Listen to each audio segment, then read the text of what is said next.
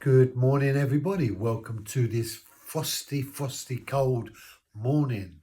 It's bright, but it's cold today.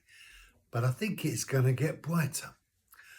Luke chapter 6 and verse 34. If you lend to those from whom you expect to receive, what credit is that to you? Even sinners lend to sinners in order to receive back the same amount. So Jesus is not finished with pressing home the point. He's pushing and pushing and pushing the hearers of this message because he wants to reiterate the importance of the kind of level of increase in terms of righteousness and holiness that he's requiring.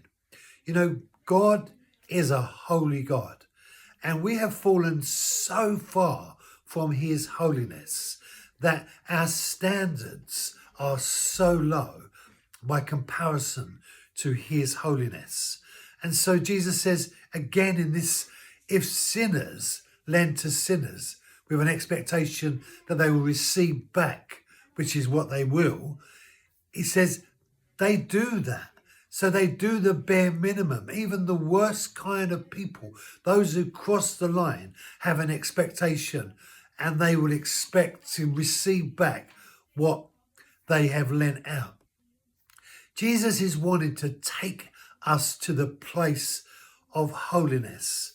And it wasn't too long ago that the Lord began to show me that true holiness is getting back to the place of innocence. You know, when Adam sinned in the garden, he lost innocence. And innocence is being unaware of all the wrong, all the muck, all the dirt, all the decay. It's in effect not knowing, as it were, the wrong. And that's why God wanted Adam to trust him for the things of good and evil, because God is the only one that is able to manage, as it were, awareness of all of that.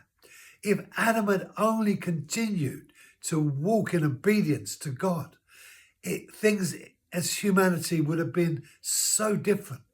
God had expressed his love in creating humanity, and it could have been so beautiful, but it became so ugly, and it's got worse and worse. And there was a point even in Genesis, right at the beginning, when God said that everyone was given over to their desires, that they all did what was right in their own eyes. And so God was sorry that he had made humanity. Brothers and sisters, when we become Christians, God is not just wanting to polish out, as it were, the bad bits.